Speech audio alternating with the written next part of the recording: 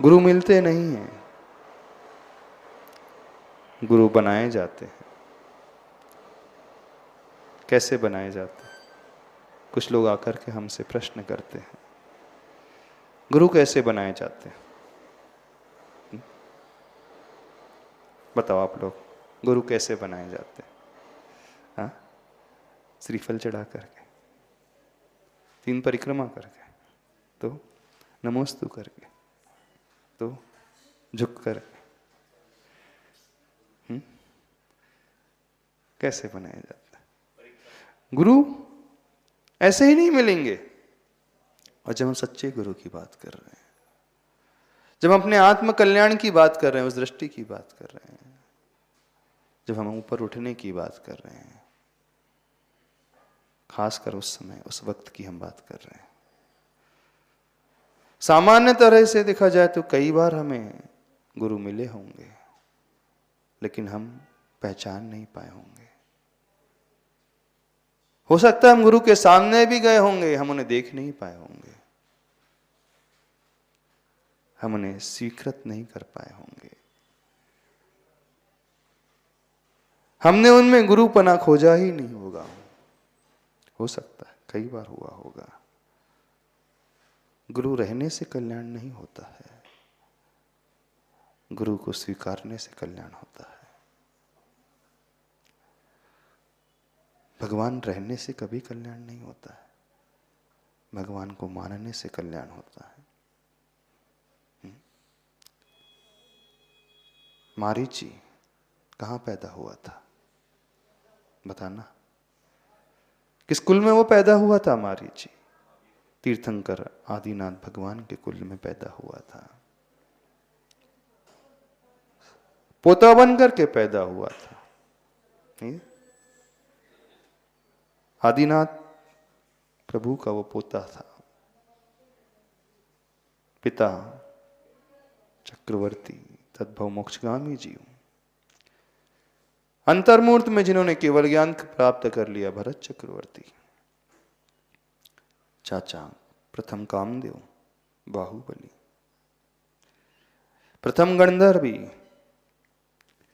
उसी कुल में अनंत वीर, वही चाचा। बुआ भी ये गणिनी आर्यिका है। सब कुछ तो अच्छा था, नहीं था मारीची के लिए।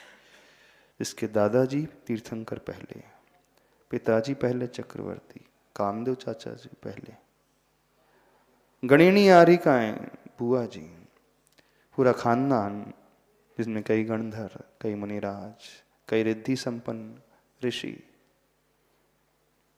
क्या नहीं मिला मारीची को? जिनकी गोद में खेल करके जो बड़ा हुआ होगा, मारीची नहीं बड़ा हुआ होगा। जिसे संस्कार जन्म से मिले होंगे, जन्म छोड़ दे हम गर्भ से, जिस जीव को गर्भ से संस्कार मिले होंगे, बल्कि गर्भ में आने से पहले ही संस्कार मिले होंगे, नहीं मिले। फिर भी क्या हुआ? योग्यतम कुल में पैदा हुआ था मारीची। उससे अच्छा कुल किसी का नहीं हो सकता। हो सकता है अपना कुल कौन सा होगा? आपका कुल कौन सा होगा? है आपके घर में दादाजी जो तीर्थंकर बने? नहीं है। हैं आपके पिता चक्रवर्ती बन गए हों, तद्भव मोक्षगामी है? कोई ऐसे कुल में तो कोई भी नहीं पैदा हुआ होगा। आपकी बुआ, आपकी माँ, आपके चाचा, आपके ताऊ, आपके फूफा, कोई भी तो ऐसे नहीं है। सबसे उत्तम कुल यदि दुनिया में किसी को मिला होगा तो मारीची को मिला होगा। योग्य क्षेत्र मिला, नहीं मिला। योग्य क्षेत्र, योग्य कुल, योग्य निमित्त मिल गए, परवरिश बड़ी गजब की। फिर भी मारीची का क्या हुआ बताना? जो आदिनाथ तीर्थंकर जिन्होंने अनेक जीवों का कल्याण कर दिया, उनके कल्याण में वे निमित्त बन गए। जिनके उपदेश को, जिनकी दिव्य ध्वनि को सुनकर के कई जीवों को सम्यक दर्शन हो गया, जिनके दर्शन मात्र से कई मनुष्यों ने दीक्षा को ग्रहण कर लिया। जिनका सानिध्य पाकर के कईयों को मन चाहिए वस्तुएं मिल गई। सांसारिक क्षेत्र की भी बात करें, लौकिक क्षेत्र की भी बात करें, जिन्होंने जो जो चाहा सब कुछ मिल गया, सिर्फ सन्निधि पाकर के, उनकी निकटता पाकर के, उनका आशीर्वाद पाकर के। लौकिक क्षेत्र में भी सब कुछ मिला और मोक्ष मार्ग में भी जिन्होंने सब कुछ पाया, किसके कारण? उन आदिनाथ भगवान के कारण, उन प्रथम तीर्थंकर के कारण। तो मारीची को तो योग्य तीर्थंकर ही मिले। गुरु का समागम मिला कि नहीं मिला? मिला। दर्शन भी मिली, पूजन भी मिली होगी, सब कुछ तो मिला था। फिर मारीची का क्या हुआ बताना? क्या हुआ मारीची का? मर करके भटक गया वो, कई बार नरक चला गया। अब प्रश्न ये उठता है, योग्यतम गुरु मिले, उनके सानिध्य में रहा, उनके उपदेश को भी सुना, उनके संस्कार को भी पाया उसने, फिर भी भटक गया, नरकों की यात्रा कर ली। तो गुरु रहने से, तीर्थंकर रहने से कल्याण हो जाए कोई गारंटी नहीं, कोई नियामक नहीं, कोई जरूरी नहीं।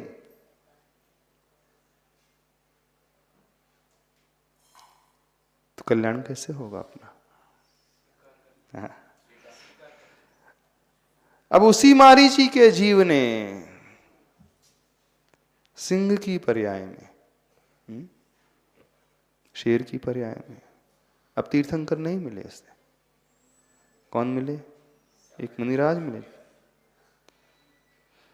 अब उनके दर्शन करके, उनके उपदेश को सुन करके उसी मारीची के जीव की आंखों में अश्रु की धारा, आंसू टप टप बह रहे थे। उपदेश सुना और सम्यक दर्शन हो गया। वहां से उसका कल्याण हो गया। और तीर्थंकर आदिनाथ के रहते हुए उसका कल्याण नहीं हुआ। बड़ी विचित्रता लगती है कि नहीं? अजीब सा संयोग लगता है, अजीब से विचार आते हैं, ऐसा कैसे हो गया? तो भगवान के रहने से, गुरु के रहने से कल्याण नहीं होता है, हम ये कहना चाह रहे हैं।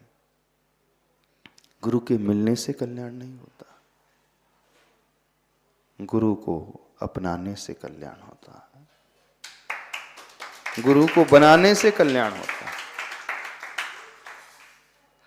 अब उसी जीव ने जब उन्हें गुरु के रूप में स्वीकारा, अब बड़े नहीं मिले, तीर्थंकर नहीं मिले, उनकी तुलना में एक सामान्य मुनिराज। जैसे ही उसने स्वीकारा, वो भी सिंह की पर्याय में स्वीकारा। मांसाहारी जीव था वो, शाकाहारी भी नहीं था, लेकिन स्वीकारा उसने उस पर्याय में, और वहीं से उसका कल्याण शुरू हो गया।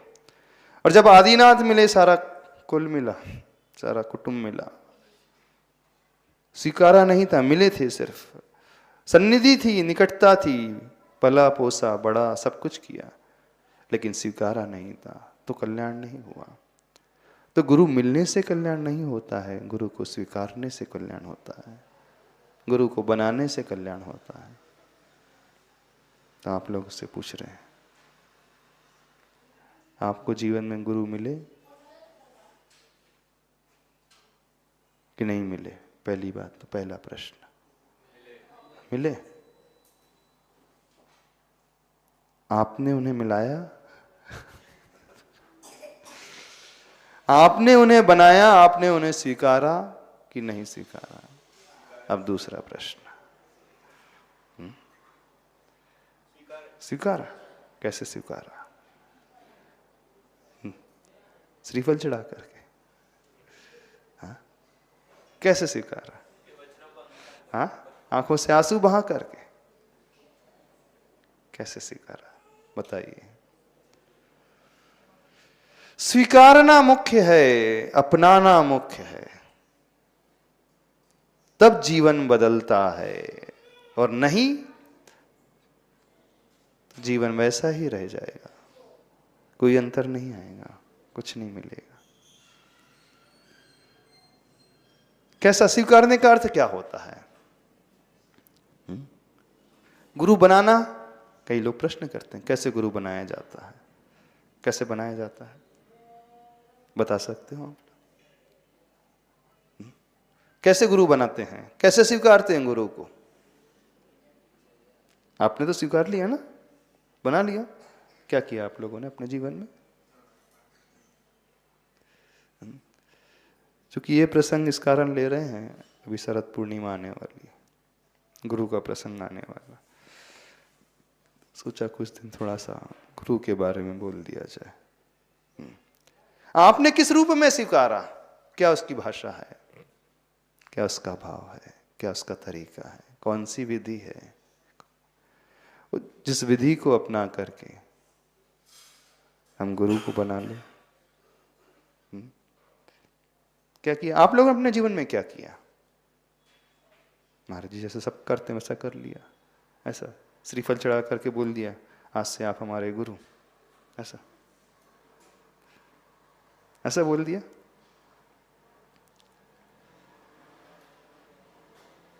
तो क्या जब गुरु स्वीकारेंगे तब होगा कि म्यूचुअली अंडरस्टैंडिंग होगी तब होगा? आप निवेदन करोगे, फिर आचार्य भगवान कहेंगे हाँ ठीक है आज से तुम मेरे शिष्य, म्यूचुअल कंसेंट होगा, ऐसा होगा? कैसा होगा? हाँ हाँ, म्यूचुअल कंसेंट होना चाहिए, ऐसा होना चाहिए ना। आपने निवेदन किया, वहां से परमिशन मिली, वहां से ग्रीन सिग्नल मिल गया, ठीक है अब हो गया, दोनों तरफ बॉन्ड साइन हो गया, हो गया क्यों अनुज? ऐसी ना, दोनों तरफ बॉन्ड साइन हो गया, तभी ऐसे ही होगा कि कैसा होगा? कौन सा तरीका? ऐसा नहीं होगा। अरे बॉन्ड मीन्स भावों का बॉन्ड, कोई रिटर्न नहीं है, कोई बॉन्ड पेपर लिखना नहीं है, कोई नोट पैड नहीं बनाना है, कोई स्टैम्प ड्यूटी नहीं फिल करना है, अथवा स्टैम्प पेपर में नहीं करना है। कैसे, किस रूप में आप ले? इन्हें म्यूचुअली होना चाहिए। जो आप निवेदन कर रहे हो, जब सामने वाला एक्सेप्ट करे, ठीक है ग्रांटेड, आपका निवेदन कबूल है, ऐसा तो कैसा? कैसे हम गुरु को बनाएं, कैसे हम गुरु को स्वीकारें, क्या हम करें? अब देखना, दूसरी बात रखते हैं, वो भी इतिहास का ही अंग है, एकलव्य की बात।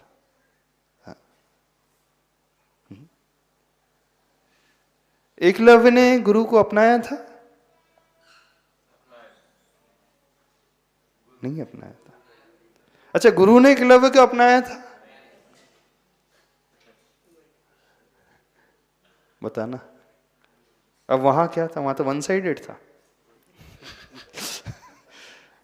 वहां तो वन साइडेड ही था। एकलव्य के पक्ष को यदि हम देखें, द्रोणाचार्य को तो पता भी नहीं था कि एकलव्य ने मुझे गुरु बना लिया। पता था? नहीं पता था, ध्यान ही नहीं था। कौन अपने मन में क्या संकल्प धारण कर ले, कैसे पता चले?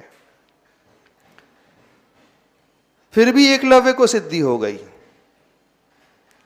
जब एकलव्य से पूछा गया तुम्हारे गुरु कौन है, अर्जुन ने पूछा था जंगल में जब एकलव्य मिला था। अर्जुन एकलव्य की धनुर्विद्या को देख करके आश्चर्य से भर उठा। बोला इस दुनिया में से दो ही जीव ऐसे हैं जिस कला को जानते हैं, शब्द भेदी बाण को चलाना जानते हैं। एक तो मेरे गुरु द्रोणाचार्य, दूसरा मैं। हम दोनों के अलावा इस कला को कोई जानता ही नहीं है। ये तीसरा व्यक्ति कहां से आ गया? कोई जंगल में। अर्जुन को सर्वप्रथम एकलव्य नहीं मिला था। सर्वप्रथम दर्शन हुए तो एकलव्य के बाणों के दर्शन हुए थे। वो देख रहा था उस स्वान के मुख में तीर चलते आ रहे हैं, लगते चले जा रहे हैं, लगते चले जा रहे हैं। कहां से आ रहे हैं पता नहीं चल रहा है। कोई देव है, कोई ऐसी शक्ति है जो शक्ति के प्रहार से उस श्वान को, उस कुत्ते को शांत करते चले जा रहे हैं। तुरंत वह समझ लेता है कोई दैवी शक्ति नहीं, कोई एक व्यक्ति है जो शब्द भेदी बाण चलाना जानता है। दूर से ही सिर्फ कुत्ते की आवाज को सुनकर के उसने बाण चला दिए और बाण सही निशाने पर लगते चले गए। तीर सही निशाने पर लगते चले गए, उसके मुख को बींधते चले गए। जांच लेता है, परख लेता है, ये कोई सामान्य व्यक्ति नहीं है, कोई विशेष व्यक्ति है, विशेष कला वाला है, धनुर्विद्या को जानने वाला है। तो बाण को देख करके उसने अंदाजा लगाया, फिर खोजते खोजते उस दिशा में बढ़ता है जहां से बाण आ रहे थे। व्यक्ति तक पहुंचता है, फिर जाकर के पूछता है एकलव्य से कि आपने ही बाण चलाए हैं? बोले हाँ मैंने ही चलाए हैं। अर्जुन पूछता है तुम्हें ये कला किसने दी? एकलव्य कहता है मेरे गुरु ने दी। बोले आपके गुरु? हाँ। बोले मेरे गुरु। बोले इस दुनिया में द्रोणाचार्य के अलावा तो कोई जानता ही नहीं इस कला को। तो क्या द्रोणाचार्य ने तुम्हें सिखा दिया? कहाँ है आपके गुरु? वो जंगल में है। दर्शन कराओगे? बोले हाँ अवश्य कराएंगे, क्या बात है, चलिए। एकलव्य आगे आगे, अर्जुन पीछे पीछे। उत्सुकता थी अर्जुन को, मन में विचार आ रहा था आखिर कौन से ऐसे गुरु आ गए जिनके बारे में मैं जानता ही नहीं हूं।